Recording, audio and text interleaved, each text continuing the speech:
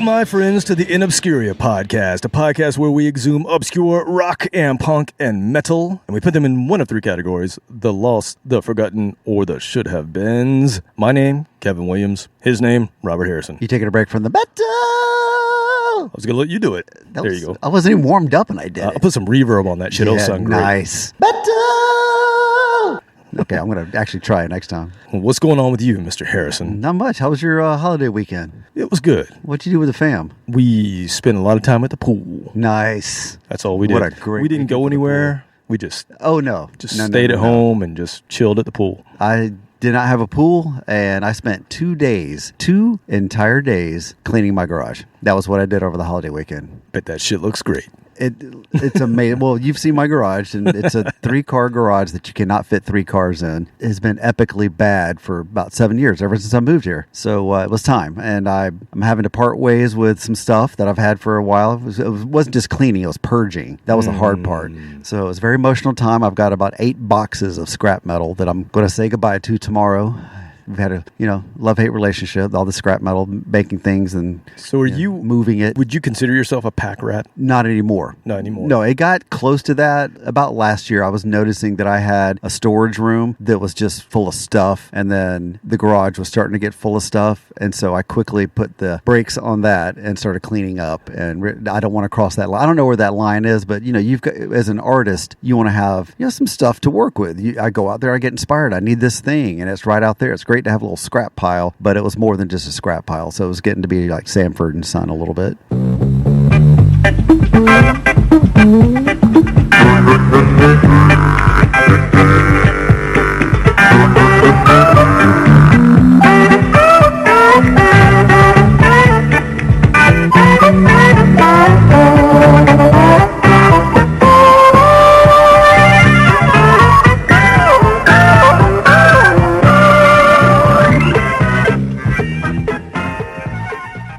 So I got my phone out. I'm going to have to cancel the text message I sent to A&E. I thought hoarders would really enjoy coming here. Oh, yeah.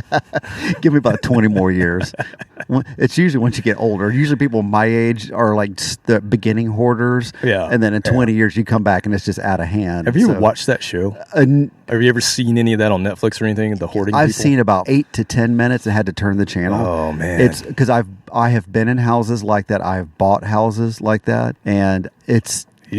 I mean, in person, it's even worse. When you're walking through one of those houses and you're having to turn sideways to get through the stacks of newspapers, and there's the cat feces cats, and dead cats somewhere. But yeah, no, I just had a lot of clutter. I was nowhere near that. But it's because I built a whole bunch of crap over the past 7 years. So there's a lot of leftovers and things like that. And that was time to move on from that scrap metal. It's time to make some new scrap metal, build new things, and have fun. But the bonus part is tomorrow I get to go to the scrap metal yard to recycle this stuff. I'm going to get like $30 for all. It's like hundreds of pounds of steel, but it's not worth that much. But it is amazing to go there. I only go there about once every 3-4 years, but the meth heads. I mean, there are meth heads left and right. For pipes? Well, no, I mean, they're selling the stuff they've stolen. Oh, gotcha. Yeah. I actually followed one to this place to see where he was selling the stuff, where he was stealing. He stole from me, and I saw him, and I followed him to, kind of find out where he was selling the stuff so I could go find my stuff. But yeah, these guys are just epic, pulling in there with the most beat up pickup trucks, dragging trailers full of stolen Cadillac converters or whatever. It's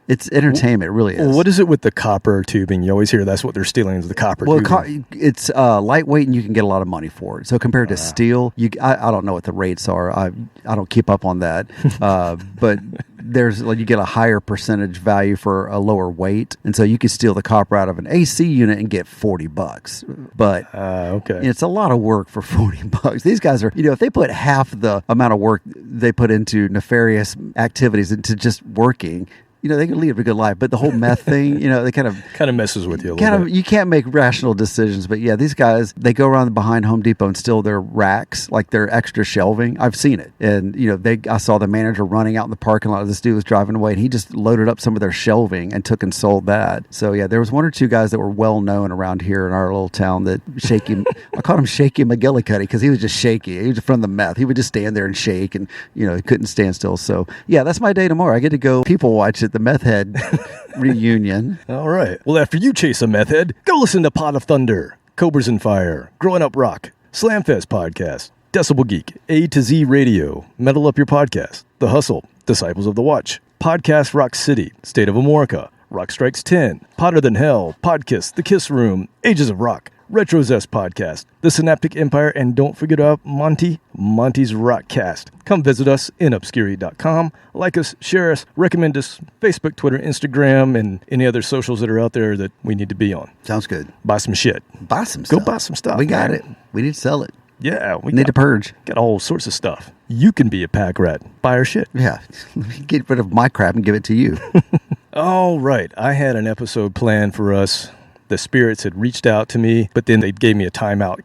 Yeah, they're like, nah. No, that's not the one. Not that one. Not right. Because, unfortunately, once again, I don't know why this happens to us, but this is the third time. Once again, we have to pay respect to another fallen drummer. Man. What is with the drummers? So we've had memorial shows for Neil Peart. We had a memorial show for Taylor Hawkins not that long ago. That was unexpected. And this one was somewhat unexpected as well, although he had been somewhat ill, but still touring. And I'm talking about Mr. Alan White from Yes. Yes. Yes. No. Yes. I mean, yes. So if you don't know, if you've not listened to this show enough, I'm a huge prog rock fan. And Yes have been sort of my number 3 band of all time. And you're still a little sunburnt from the prog rock. The prog rock cruise. Yes. An actual cruise for prog music. Yes. I am a nerd at heart and proud of it. But as far as my pantheon of bands that I love, first band is, what's their name? Police? Kiss. Yes. So Kiss is first, then Rush, and then Yes. So this was a pretty big loss for me. A couple of years ago, we lost Chris Squire from Yes. He was a bass player, a big influence on me in my bass playing. And Alan White, while not as influential on me, he's kind of been my Yes drummer. He's not the original Yes drummer. He was the second drummer. The first drummer in Yes was named Bill Bruford. But when I first got into Yes, Alan was the drummer, and we'll talk about him a little bit. But I thought maybe, well, let me give my introduction, the way that I got into Yes. And then I don't know if you have a story or not, but yours is probably not nearly as lengthy as mine. So I'll get mine out of the way here. So my history with Yes is that, well, I guess I should introduce the episode. I can't believe I forgot to do that. That's what editing's for. Don't worry. That is. Episode 129, R.I.P. Alan White.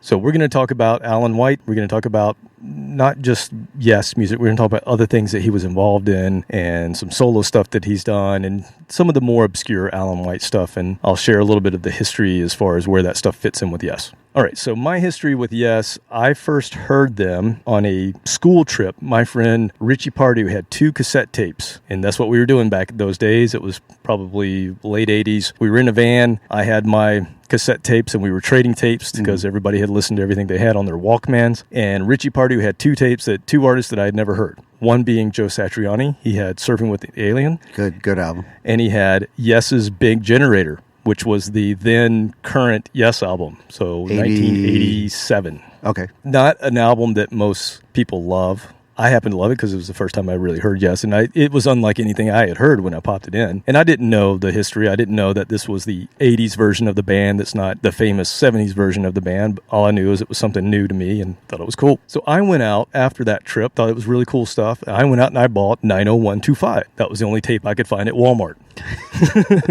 And I didn't realize that I knew one of their songs. First song on that is Owner of a Lonely Heart. Mm-hmm. And I knew that from when it came out in 83, just from listening to the radio, but I wasn't at that point in time really paying attention to who artists were or anything like that. And that song gets the award for the most badass opening and then transitioning to just, da, da, da, da, da, then you get a ding. Then you get ding, a little lighter. Ding, ding, yeah, it's a perfect You're pop like, yeah, song. oh. Yeah, it's a perfect pop song. But that whole drum intro and those orchestra hits, that's all Alan White. Yeah, that was all Alan White. So he's the one that kind of came up with that. And we'll get into that a little bit. But I remember I got that tape. I thought it was cool. And that is, again, that's the 80s version of Yes. That's not the guitarist that everybody thinks of, which is Steve Howe. This is Trevor Rabin on guitar. You've got Alan White on drums, Chris Squire bass, John Anderson singing, and then you have Tony Kaye on keys, which was, again, that's the 80s version. I didn't know any better. And so I go to my... It was a good version. It was a good version. It's not the classic Yes. No, that's my point is it's not the classic Yes. And what was happening then in 87 is I was getting guitar lessons from this jazz dude. Every Wednesday, my mother would drive me 45 minutes up to Charlotte and drop me off and wait in the car while I got a 30-minute guitar lesson from this Bless jazz her dude. heart. I know, right? That's an awesome mom. Right? And so I would take this guy, I would take tapes and I would be like, teach me this. And he was like, no, we should be learning scales and things. And so we had this kind of push-pull thing. And at the end of the lesson, he would usually spend a few minutes and teach me something that I wanted to hear. I just happened to tell him, like, oh, I got this great new band called Yes. And he was like, what? I was like, this, and I showed him the tape. He's like, this isn't Yes. Like, what do you mean? It says Yes on the cover. It's like, sit down, kid. Let me tell you about Yes. And so he was an old prog guy I didn't know. And he was like explaining to me that you got to listen to Steve Howe and you got to listen to the original Yes. This is not Yes. This is just commercial pop Any crap. Yes song that's 4/4 is not really Yes.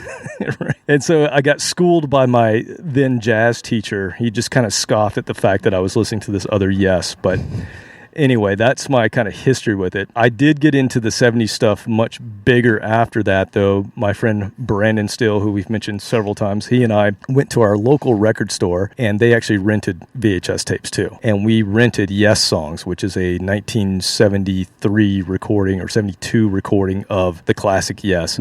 Also happens to be Alan White's very first tour and one of his first shows with Yes ever. So at that point in time still, I only know Alan White as the drummer of Yes. And we fell in love with that recording and I just became infatuated with all things Yes. And that's when I started digging in and finding out about their history. So that is sort of my connection with Yes. How about you, Robert? Anything other than probably just radio? Yeah, I had no earlier connection for Yes. I didn't know they existed prior to 1984. I mean, not really one of your favorites, just no, a band. I mean, I like the 80s stuff. And I always forget, Asia was a compilation or a supergroup of... Yep, Steve Howe. Steve Howe. Is from Yes, is in Asia. In Asia. Also Jeff Downs, who he was only in Yes for a minute. Okay, yeah, I need like a flow chart while these people go to bed. But I remember in junior high school, our junior high school marching band played Only Time Will Tell from... that was Asia, right? Yeah, that was Asia. Yeah, and of course, I think the song, I'd heard it on the radio once or twice, but here I'm in a marching band playing a transcribed arrangement for a marching band. Which was a fairly new song at the time, I think right? it was, like I said, it was a radio hit at the time. Yeah. And so we'd always play like some classic John Sousa march or something. Then we'd throw in like the,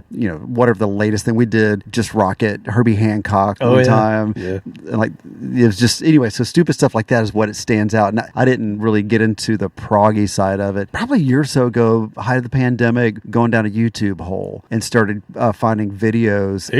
Yeah.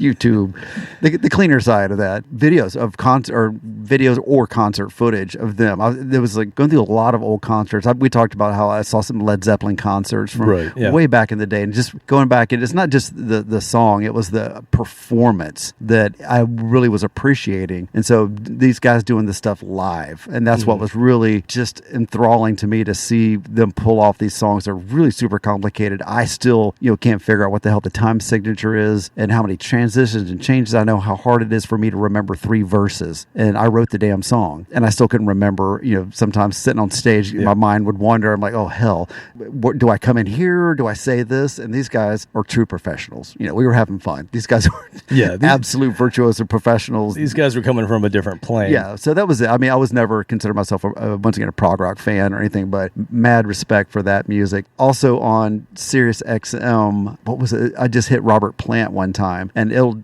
play a couple of Robert Plant songs, but then it goes off on tangents. Pandora, maybe? Yeah, I mean it's Pandora, but it's owned by Sirius XM now. Oh, right. So once you hit a certain artist, then they'll just start populating that. Right, yep. And all these classic Yes songs started coming up, and I hadn't, classic rock radio doesn't play them anymore. Very rarely. Yeah, they barely did in the past. Yeah, in the past, you would hear some of the older stuff. You get I've seen All Good People. You get Around the Way, Roundabout. Roundabout. I'm trying to think of the lyrics. Yeah, the Roundabout. Yeah, and then you get those two. Basically, you get those two, and then on the top 40 stations, you got the new 80s hits back in the day. So you'll get a little bit of that, but I hadn't heard them in a long time. So it was nice. There's a lot of classic rock stuff. We've talked about how I just don't need to hear it again. Right. I'm good. I've reached my limit. I don't hate the songs. I just don't want to hear them and reach the point where I hate them. So I've kind of put a moratorium on a lot of songs where I turn the channel, but these songs I hadn't heard. So it was nice. Yeah. I mean, how many members are left now? Anybody? Yeah. So Steve Howe he's not the original guitarist. Yeah. But original lineup.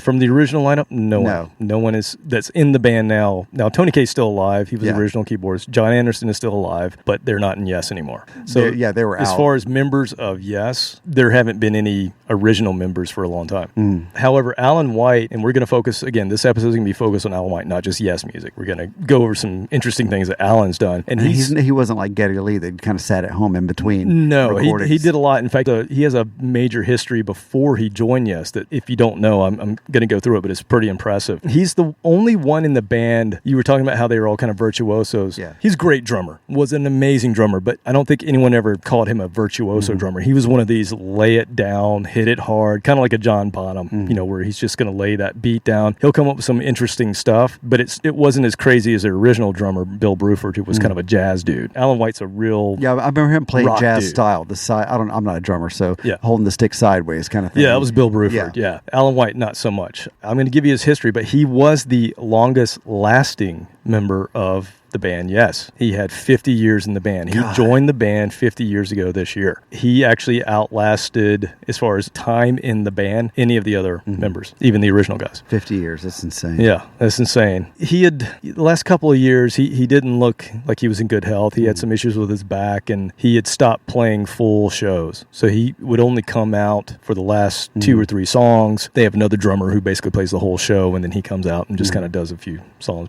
Still, I don't think they expected this to happen, but he was in his 70s, so that sort of thing's going to happen to all these guys that we listened to forever. He had a long career. He had a long career. We just did a thing on Taylor Hawkins and how much more he had left to go. He was only 50. Yeah. So this guy has another 12 years on him. That's not right. 22 years. Math. All right, so here's the history of Alan White, if you don't know. So he started in 1964 with a group called the Downbeats, and they would change their name to the Blue Chips. But just as every band... The Downbeats, that sounds very 60s. So 60s. And just as every band at that time, they were trying to be the Beatles or the Who or whoever, at that time they were idolizing. They were trying to be just like them. But it got him enough recognition that band, won a couple contests. They got some money, and they got a recording contract. They recorded several singles, and they didn't chart, but they, that's pretty cool to be a young drummer in a band and get to do that. But what it did do is it got him a lot of session work. And so he was a session dude for the rest of the 60s. And then in 1969, he got a call from some guy named John Lennon. Yeah, so John Lennon calls him and says, hey, I need a drummer for this gig I have in Toronto in a few days. And I'm told that you're great, so can you come out and do it? So the way Alan tells the story is he basically learned all of the Lennon songs that he was going to perform on the plane on the way over from London to Toronto. Like, had to learn, tapping sticks on the seats. Seat front. Yeah, I loved to sit in front of him the whole flight. Well, I'm pretty sure it was chartered. Oh. Okay. But so he joined the Plastic Ono Band in 1969 and played his very first concert and his very first time playing those songs in front of 20,000 people. Pretty impressive. Welcome to the machine. And so, exactly. So he was in with John Lennon. So that gave him further session jobs. He's the drummer on the recording for Imagine. Those are his drums. Instant Karma, another Lennon song. He's the drummer on that. Was our friend who's going to mix it up? Apathy? Carmine? Yeah, Carmine. Yeah. He told Vinny. I don't know. Vinny told the story. Vinny told, I get them mixed up. So Vinny told the story about the whole... About staying in the house where they recorded it. Yeah, well, he was, called up or something, and he had John Lennon's mother's lasagna tray. Oh, yes. He told that great story. Go listen to our Rockin' Pod episode last year. Yeah, go back and look that one up. You'll understand what we're talking about. That was a great story. So he was around about the same time. No, this is a few years earlier? This is earlier. This is you're talking early 70s. Okay. Yeah, The story we got from Vinny was probably 1980. Oh, that's right. It was the later Lennon, not the earlier. Yeah, never mind. So anyway, going back to Alan White, so he's doing this stuff for Lennon, and of course, John's buddy George calls him up too and says, "Hey, can you play on my album too?" So he also played on George Harrison. Maybe. I don't know. Let me see. Let me see if I can pencil you in. Yeah, we'll work you in. And some other guys found out about him as well. Some guy named Joe Cocker reached out to him. Hey, can you play with me too? Yeah, sure. Why not? Hey, can you play my song?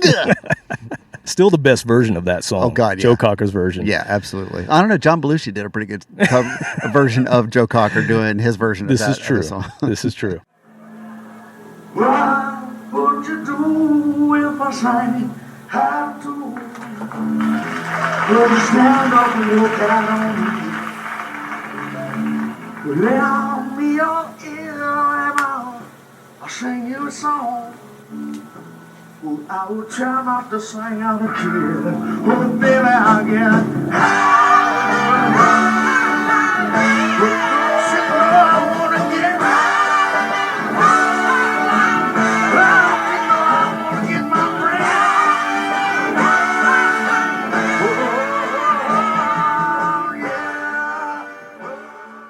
So he's doing pretty well for himself as a session guy. Did I say John Belushi? I did say John Belushi. You did Jim. Say John. Okay, I had that fear. I'd said Jim. Sorry, that would be a cardinal sin. There's one of those too. Yeah, but no, he wasn't worth it.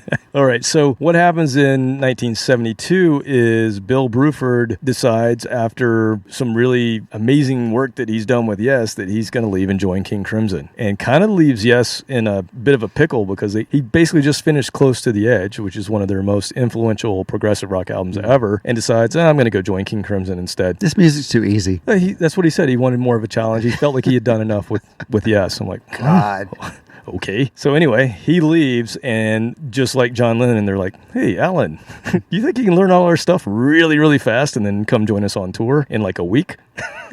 So he had to learn all the complex Yes shit in a week. A little more complicated than John Lennon. Yeah. He had 1 week to learn the new stuff plus all the old stuff they were playing, and he joined Yes in 1972, and he just passed away. He's with Yes the entire time, 50 years. Wow. So we went through a lot of different changes. If you don't know about Yes, they had a lot of different lineup changes over the year, a lot of different sounds, even though they're known mainly for prog rock. They had some pop years. They had back and forth with several different keyboard players and guitarists. And I'll tell you some other stories about when at one point Yes had 8 members in it, which is kind of crazy. Yeah, so Alan was there the whole time, and he did a lot of writing as well. So a lot of those complex beats and rhythms and some of the songs that he wrote.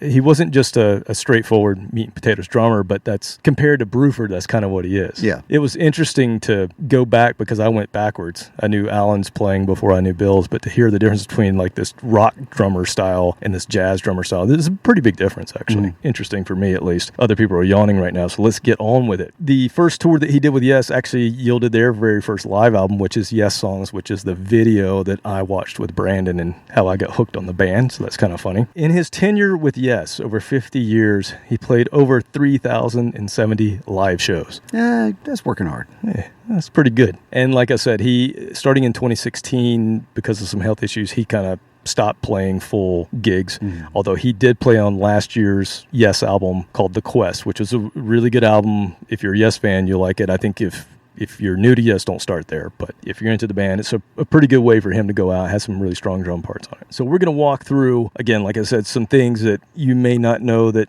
Alan White was part of or may never have heard of this stuff before. It's what we do here. And I'm going to start. We're going to talk about it after I play it. I think this is a great way to start the episode, especially given some chatter that Robert and I had before the episode. And you'll know why, Robert, in just a second. Okay. We won't divulge all that information to the folks listening, but here you go. We're going to start off with the first song. We'll come back and talk about it.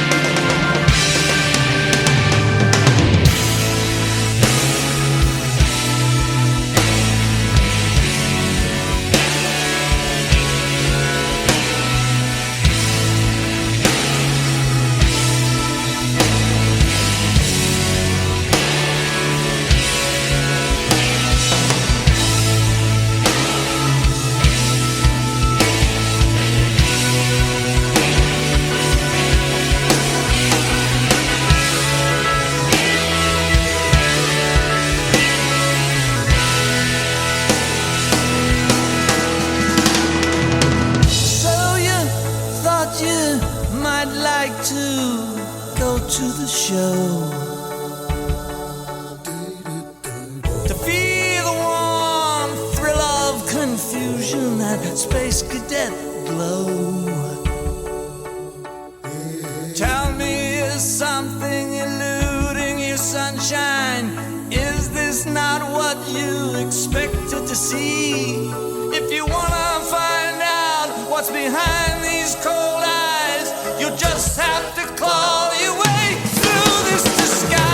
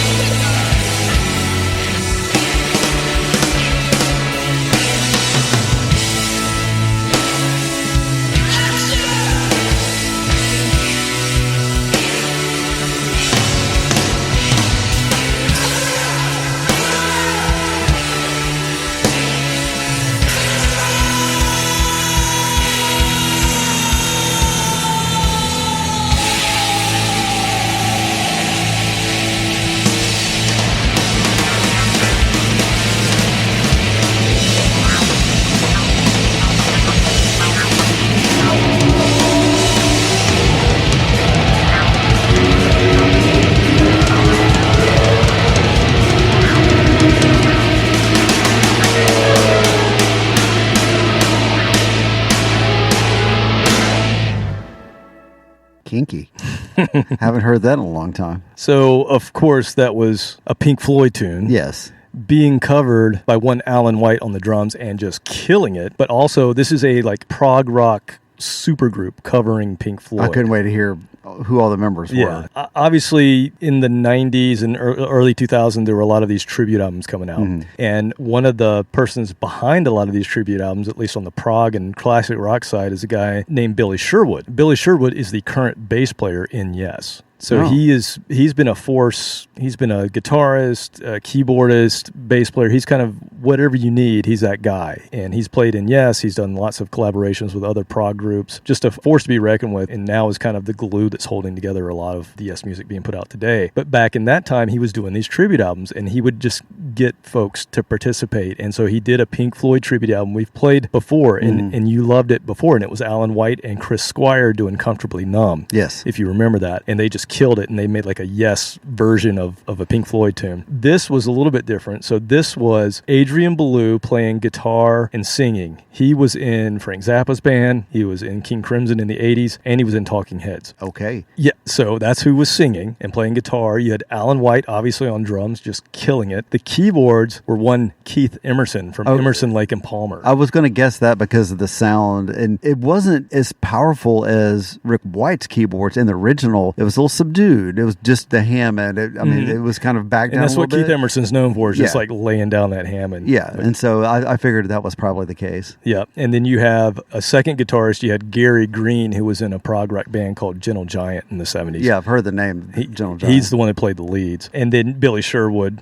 and his brother Michael Sherwood are doing background vocals and keyboards as well. Nice. Pretty cool. Great way to start the show. Yeah, I thought, that starts the wall. I figured it'd be a good way to start Alan White's episode as well. Because the drum, he was killing on the drum. He's just killing it. I mean, Nick Mason can't do that. No, that's true. And see, that was the difference. See, Rick White had a little bit more oomph to his keys in that song. Yeah. But he went way over Nick's head on that one. Yeah, and that was actually, I think it originally came out in 2005. It's been re-released a bunch of times under different titles, but originally that was 2005. So in the long lineage of Yes, that's not that long ago, and Alan was still killing it. Yeah. It's only been in recent years where he's struggled a little bit with the drumming. I mean, he was still killing it back then. Just hits it hard, and it just sounds that's why we so like good. it. Yeah, great. All right, so we're going to move forward 1 year in this timeline to 2006, and I'm going to talk about a band that could have been on our White Bands episode. So 2 or 3 episodes ago, we did hair metal bands with the name White.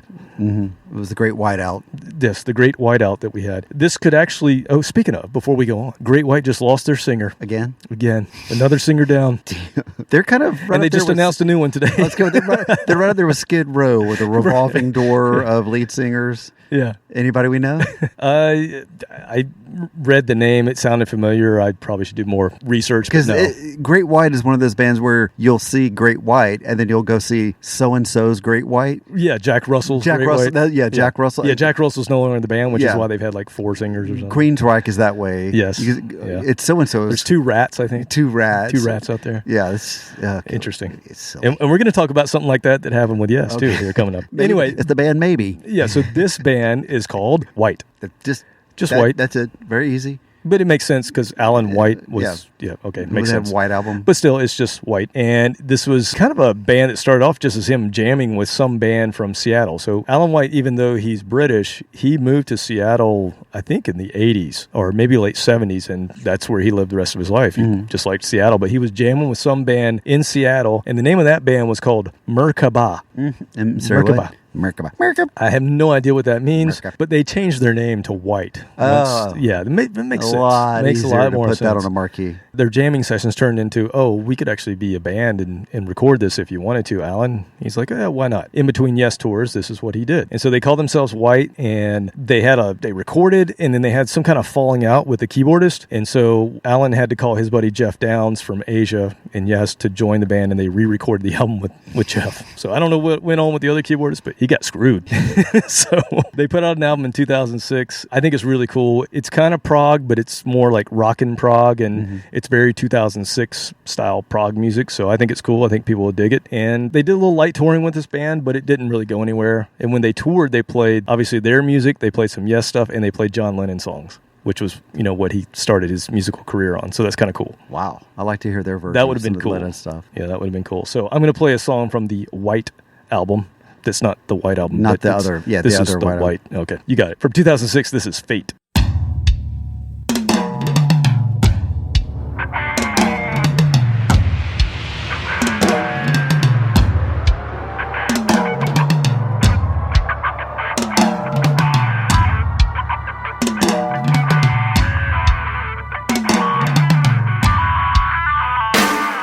I wake up at first light.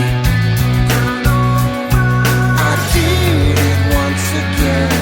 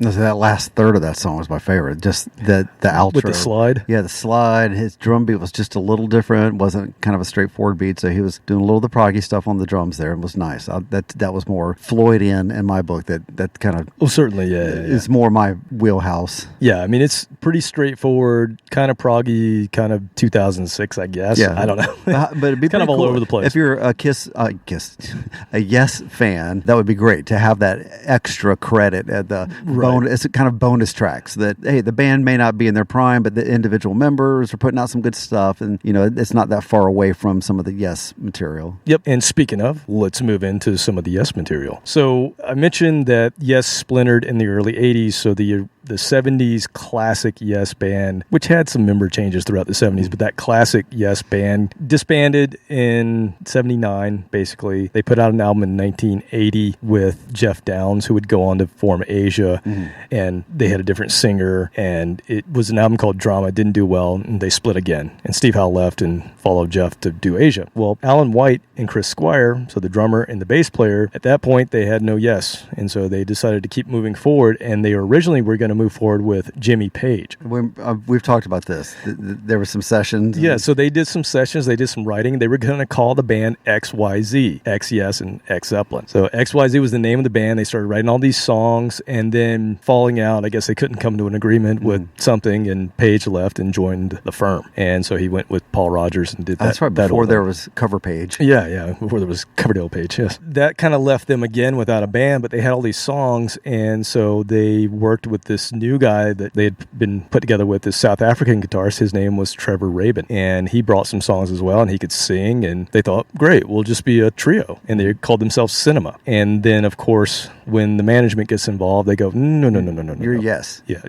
we can sell a Yes. You're basically Yes. Yeah. We just need you to call John Anderson, get him back in, the singer from Yes. Like, if you got John, we can call this Yes, we can package this. Make a lot more money. And they agree to it, and of course, they put out the album called 90125. They have a number 5 Billboard album, number 16 in the UK. How many hits off of that? They had, let's see, Changes, Owner of a Lonely Heart, Hearts, I think, was one of the singles. They had at least 4 singles. 4, okay. I knew it was almost half the album. Yeah, and it went on to sell more than anything they had done from a single album standpoint. Was that 84? 83, I 83, believe. okay. Yeah, 83, I believe. Somebody's going to get me. I have to say 83, but 84 in North Florida. We're always about a year behind. So every time I try to guess music when it came out, I always guess a year later, and that's when I heard it. It takes a while. We're in the sticks. Yeah, so it did really well, and they put out another album. I mentioned the very first thing I ever heard was called Big Generator. That came out in 87. It took them a long time to follow up that album for some reason, but they put out another one, and at the same time, the rest of the guys who used to be in Yes in the 70s decided to put together a group as well. And that's the awesomely named band that we've talked about before called Anderson, Bruford, Wakeman, Howe.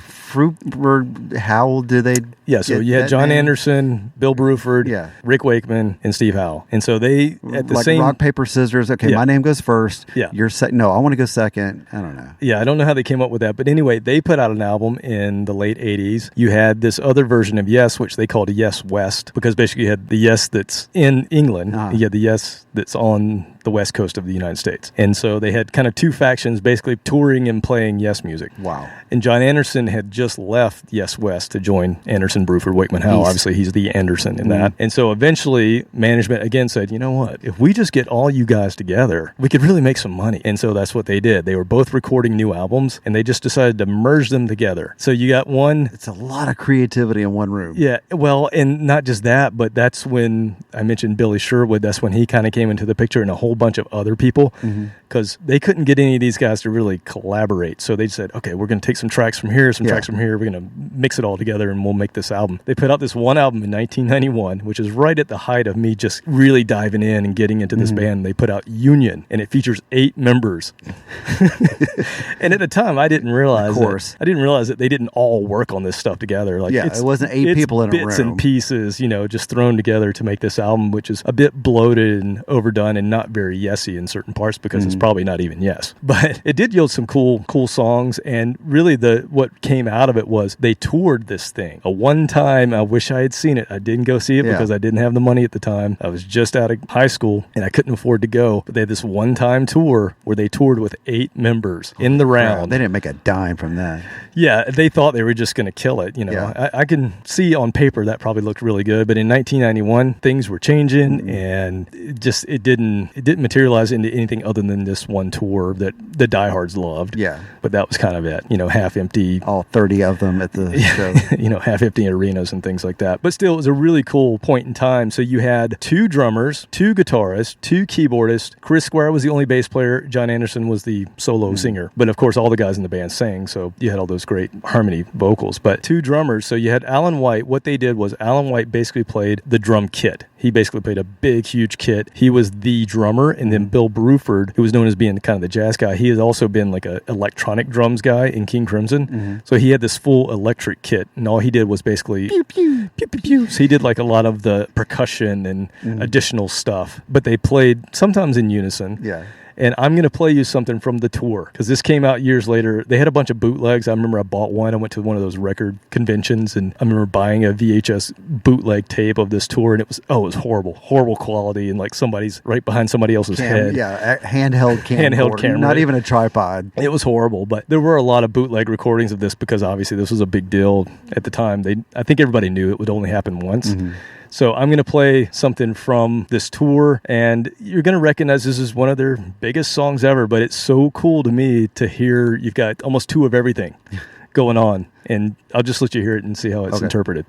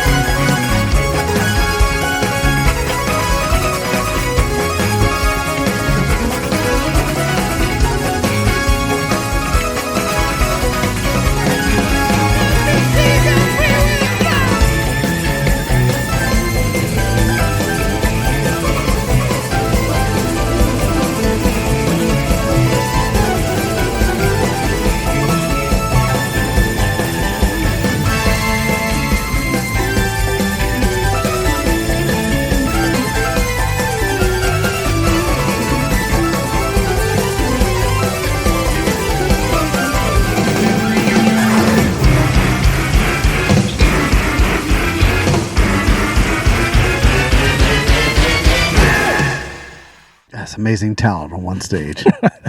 8 people playing that song. God, that was good. I mean, it's nice because the drums really stand out on that recording. It's not buried in the mix like a lot of songs, live especially. You just can't hear them as cleanly as that. So it's good to feature that song. Yeah, and I wanted to do that because you could tell that throughout the years that I've seen Yes, Alan loves playing that song. And all those breaks that make that song unique, because it would be a standard pop song if not for all those orchestra hits and those breaks. That is all Alan White. He didn't get any writing credit for that. He didn't show up on the album as a writer, but all of that stuff came from him. And he's triggering those things. He's triggering all the effects and everything. And then so who was the keyboard player on that one? So you had 2 keyboardists on that one. You had Tony Kaye, who was mostly playing organ. And then you had Rick Wakeman, who was doing all that stuff at the end. Okay, so I was wondering if he was on there. Yeah. And he actually, if my memory serves me correct, that is the one point in the concert where he comes out with the guitar. Nice. And he goes alongside Steve Howe and Trevor Rabin, and they do the whole axe slinger thing. I'm glad they remember the classics. Respect the classics, folks. Oh yes. And for those of you that hate that song, that's got to be the most badass version of it. It really though. is. It's heavier. It's chunky. Remember we talked about at the beginning of the show. I was like, it drops off to just a sugary sweet song, and that had some balls to it. To me, it is one of the most perfect pop songs ever written, and the fact that it has those amazing breaks in it, that's Alan White. That's the reason it's unique. That's why I wanted to feature it. All right, let's move on to 1976, and Alan had only been in the band for 4 years at this point, but Yes, we're on the verge of breaking up at that point in time because they had just overdone it. It was just tour, record, and they had some changes in the band. Rick Wakeman left around that time. They got another guy in named Patrick Moraz. They put out this crazy album called RIAA. Like, if you want the craziest, hardest to listen to Yes music ever, go listen to RIAA. People love it or they hate it. It's just out there. It's, 3 songs on the whole album, I believe, and you get some long stuff on there. 22-minute song. Yeah.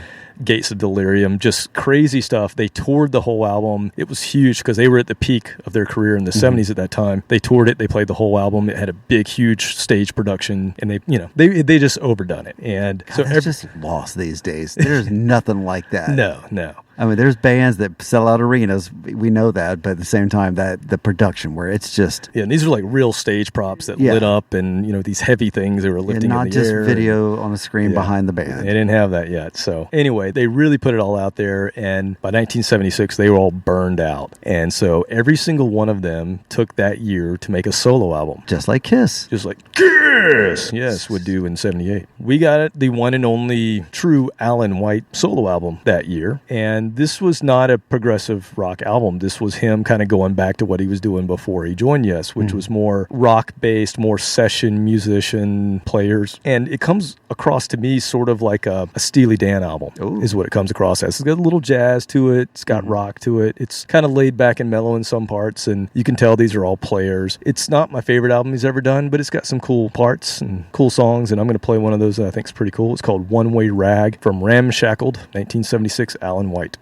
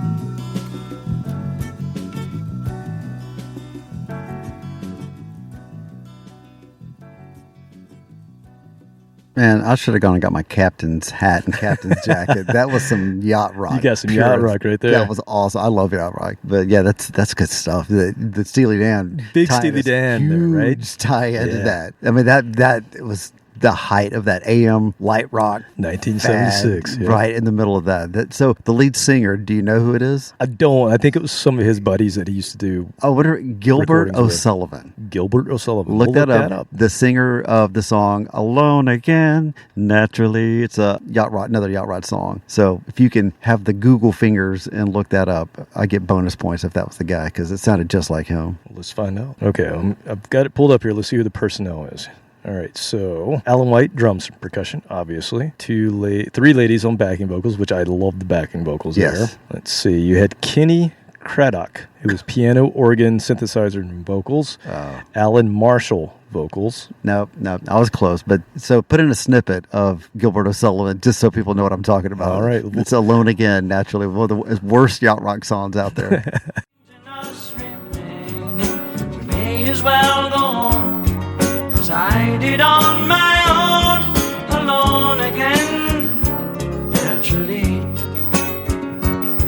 to think that only yesterday I was cheerful, bright and gay, looking forward to what wouldn't do the role I was about to play.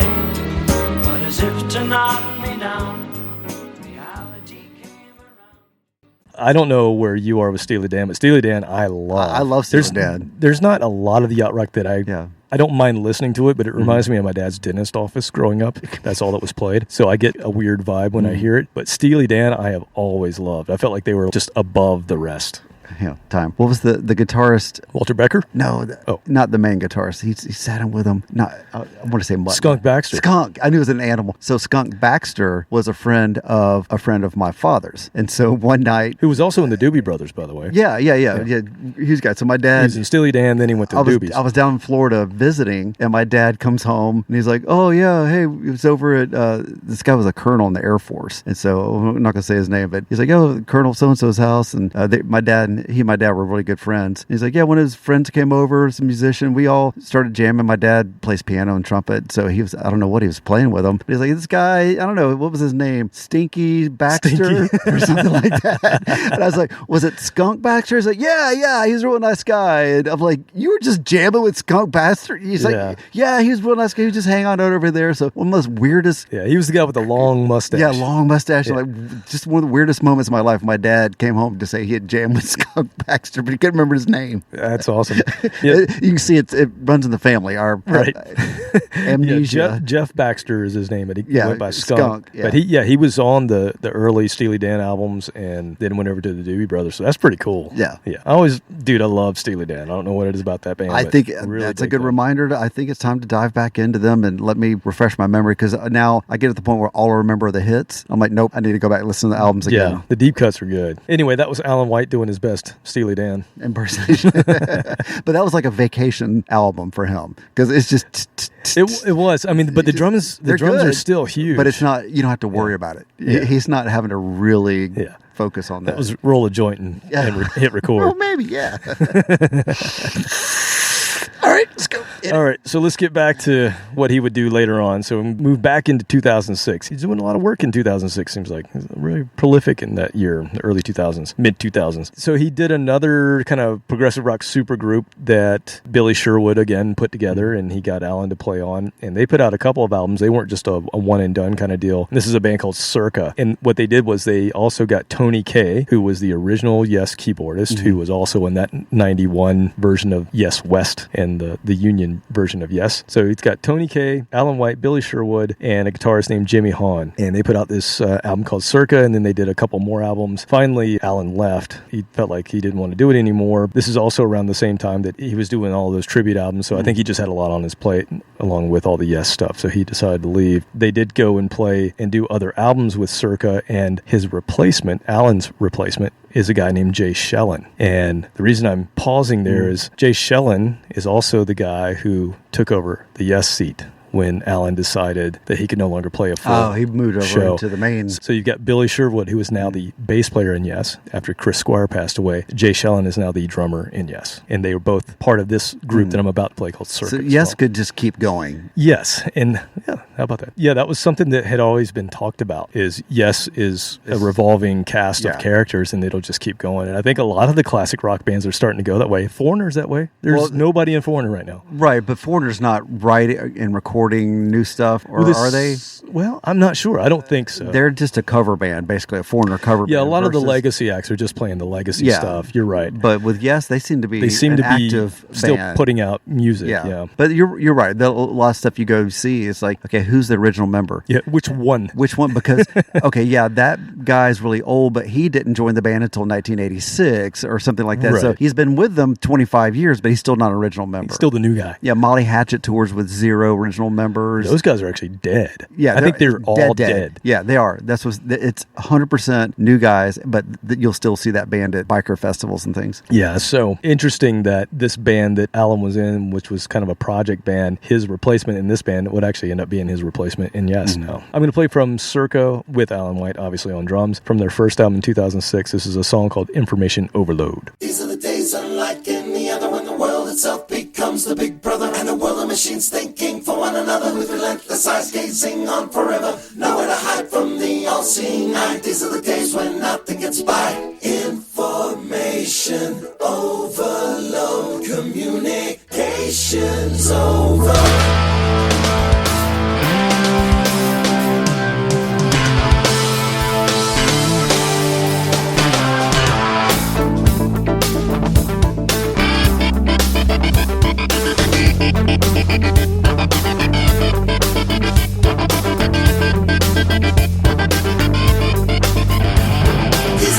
Unlike any other when the world itself becomes the big brother, and the world of machines thinking for one another with relentless eyes gazing on forever. Nowhere to hide from the all-seeing eye. These are the days when nothing gets by. Information overload. Communications overflow. Information over. Information over. These are the days unlike any other when the world itself becomes the big brother, and the world of machines thinking for one another with relentless eyes gazing on forever. Nowhere to hide from the all-seeing eye. These are the days when nothing gets by. Information overload. Communications overflow.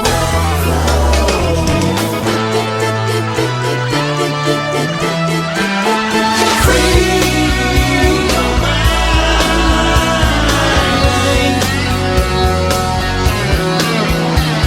There's always intrigue.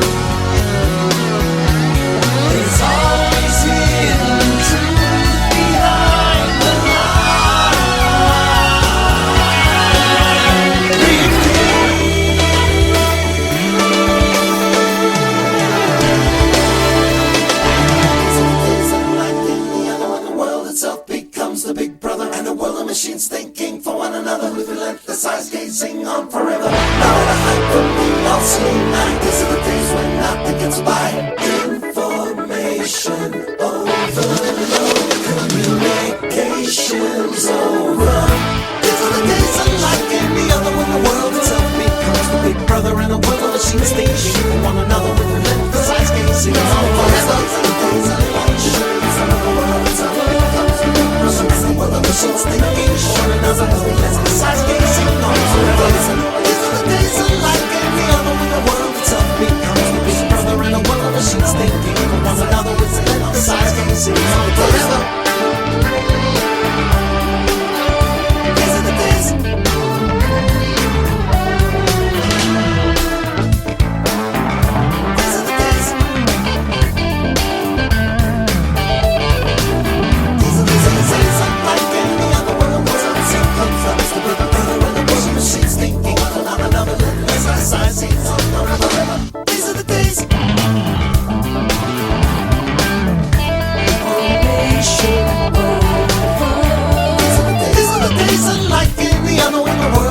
Becomes the big brother in a world of machines thinking for one another with relentless eyes gazing.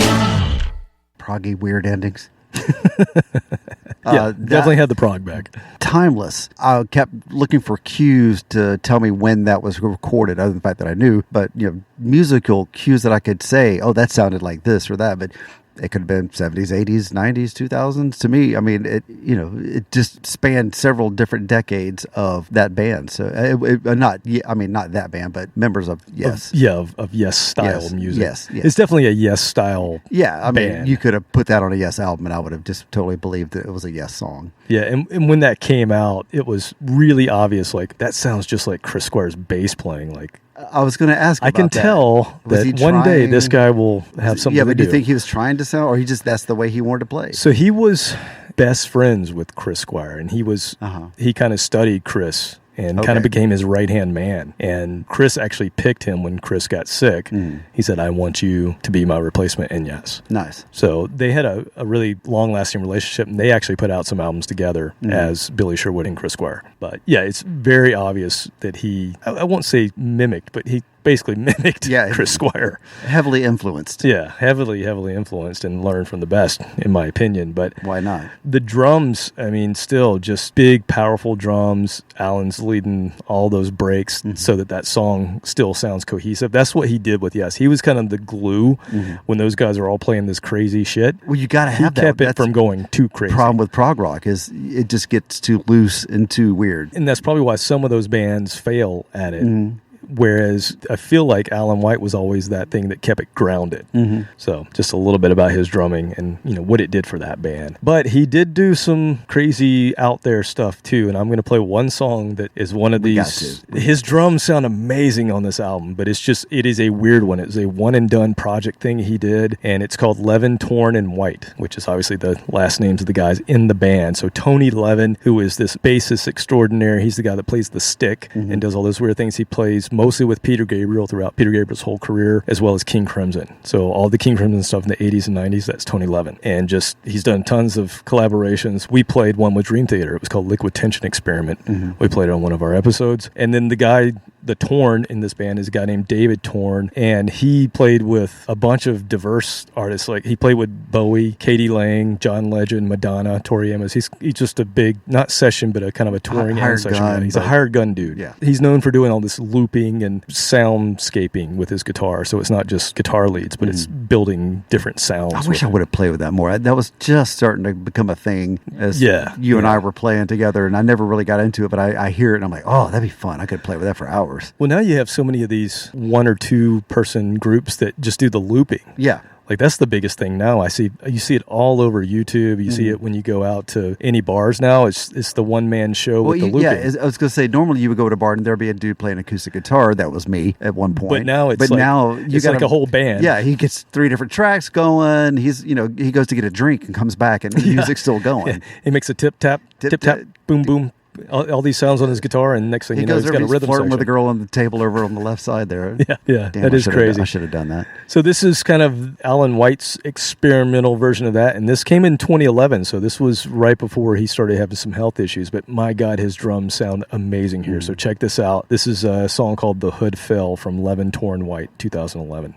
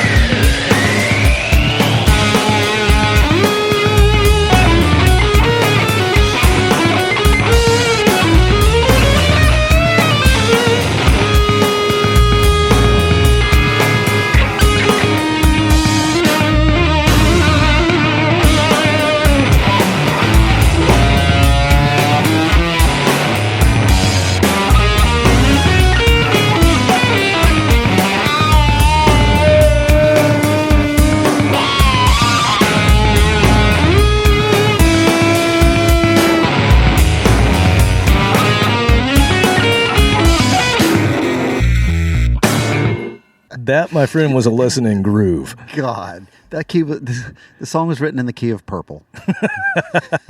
Purple flat. Craziness, man. Yeah, that was fun. Absolutely craziness. That's when you get some really talented assholes and they're just having a good time. And Al's just kind of keeping the backbeat on that, but it's when you really dig in and listen to it, it's like, damn, it's tight. It is so tight. When you've got all that other stuff going on, to be able to keep, you're like, no, here's where the beat is. I promise you, this is the beat. I'm going to just keep doing this. You come back over here now. Yeah, and the tone of those drums throughout the whole album, I wish they had gotten that same tone on any of the Yes albums, the later Yes albums. Mm-hmm. They don't sound nearly as good as that. Those drums just sound impressive. I wanted to play something that was out there, and that's about the most out there thing Alan White ever did. But he could do it all. All right, so I have one more for you, and I want to play a song from Yes that I would consider a forgotten Yes album and sort of a lost Yes single. Mm-hmm. It was actually on the radio, but you would never know today. And after that Union, the 8-man version of Yes, after that band splintered, after that tour, you got the 80s Yes West again. You got one more album out of them in the early to mid 90s, which got completely lost because what was going on in the 90s, alternative, grunge, everything around them had changed. And yes, we're dinosaurs, especially the 80s version of Yes. After that, yes. And it hadn't been long enough for it to have been really cool again. Exactly. It hadn't come back around. That's what I was about to say, is the 70s version of Yes, which would come after that and actually still sustains them to this day, is the 70s version of Yes. That became cool again in the late 90s because it became retro. But the 80s, in the mid 90s, nobody wanted anything to do with it. It's too soon. And this album that they put out was not an 80s sounding album, but it was that same lineup. And I think it was just people weren't going to accept it. So I consider this album, it's called Talk. I consider it kind of a lost Yes album because it completely slipped through the cracks because of when it came out, even though it did have some publicity and it did have some singles that were on the radio for a minute. The cool thing about this album was this is the very first album, groundbreaking with Trevor Rabin, to be recorded digitally. So this is the first time that a band of this stature recorded everything on a hard drive. No tape involved. 1993 is when they recorded this thing, 92, 93. It was all new. And I think it was like a real struggle for them to get it because hard drives at that point, they didn't have the space. No, I mean, you do 30 seconds of one of their songs with 50 tracks, and you've got to change the cassette again. So it was at the time, that was part of the reason it was getting publicity, was just because of the fact that it was recording with new technology that now is just the norm. Yeah, a couple of hard drives the size of a bank vault. Now, for me, this was the first time I ever saw Yes. This was my first Yes show, and I didn't realize how lucky I was at the time, but I got to see a version of the band that has never been around since and never will. So I got to see sort of that 80s version of Yes that I had originally gotten into on their last tour together as that particular band. And the tour I thought it was great. They had a stage show. They played mostly the new music and they played the old favorites, but it was a version of Yes that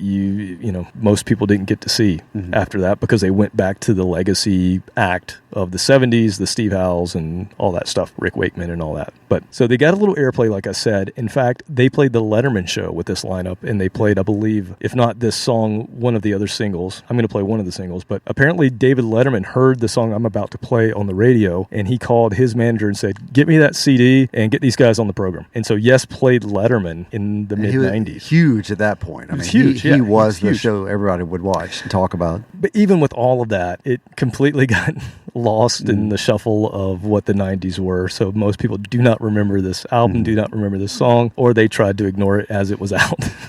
So I'm going to play this kind of lost, forgotten single, and this is from a live show, a bootleg that I have from New York. The song is called The Calling, and I think it's just great drumming from Alan White. If I have to play a song out that Alan played on this album called Talk, his drums sounded huge. Trevor Rabin mixed this album, and the drums were just huge on it. A really fitting tribute to Alan White as our last song. And here is The Calling from a live show in New York on June the 19th, 1994.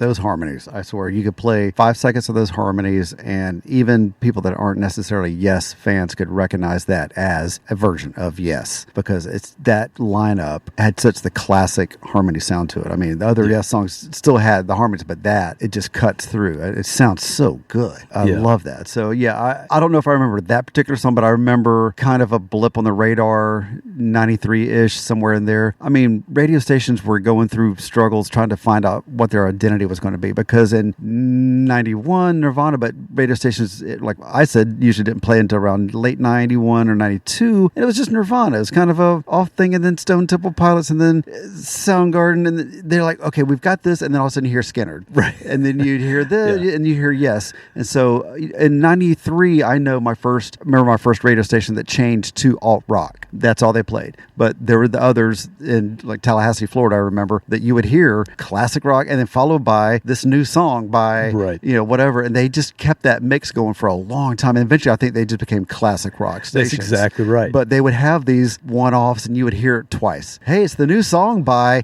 so-and-so. Whatever classic rock band. Yeah. Here's the new song by them. By the way, they're in town tomorrow. Yeah. Coincidentally, you would hear it about that same time. The program director got a little grocery bag full of cash, and he would spend that a couple of times, and so that's how it worked by the payola. That's right. All the good times. You're absolutely right, though. It was in the 80s, they were just rock stations. Yeah, just rock. So it was like you had a rock station, you had a soul station, you had, it was kind of broken out in big, vague buckets, right? And some of those even crossed over a little bit sometimes. But then you're right, as the 90s came along and you've got this new thing called alternative, which had been college rock, and so it had only been on college stations. Now that's becoming mainstream. Where do we put it? They wanted to chase the younger market, and some went that direction, and some said, no, we're just going to be rock and metal. So then the rock station had to decide, okay, we decided not to go metal, but now we can't play this stuff and play this old rock. So we have to decide, are we going to be a classic rock station, which that was a new term, or are we going to be an alternative station? Because in the 80s, classic rock, what we think of was just album AOR or rock. We just called it rock. It was just the rock station. A lot of those stations, their call letters were ROK. WRK or CK. They call themselves the rock. Yeah, you're right. That is exactly when that happened. And bands like Yes, where did they slot? Well, probably the classic rock station that was just becoming a thing, and they only play 100 songs, so we'll squeeze in this new song for 2 plays. Yeah, we play the 4 hits or the 3 hits, and they're going to rotate that in and then go back to the 3 or 4 hits. Exactly. And it usually revolved around a live performance in the town for the Talk tour. We'll play the one song off Talk 2 times. Yeah. And then and then we'll play I've Seen All Good People. Yeah, they'll come to town, play those, I think 2 songs from that album, and then go back to playing all the hits the rest of the show. Right. Yep. That's exactly what happened. But I feel like that album deserves a little praise, and Alan White's contribution to it. I mean, his drumming is just outstanding on that song. You heard it. It was very just powerful. And, like I said, it was a guy who was a rock drummer fitting into this really proggy thing and holding it down to something that was palpable by people who weren't into prog rock. That's a lot of P's. Glad I have a pop filter. He broadened the horizons of a lot of people. So with that, rest in peace, Alan White. And hopefully it's going to be a few more months before we have to do another episode like this. Well, my God, it's like we've done 3 of these and it's all been drummers. Yeah. Ooh, should we make some phone calls? Hey, the Spinal Tap thing is for real. Like, hey, dude, start taking care of yourself. Don't go on that vacation. Yeah. Don't take that train ride. No more drummers. Take care of yourself stay at out home. There. Until next time. See you later.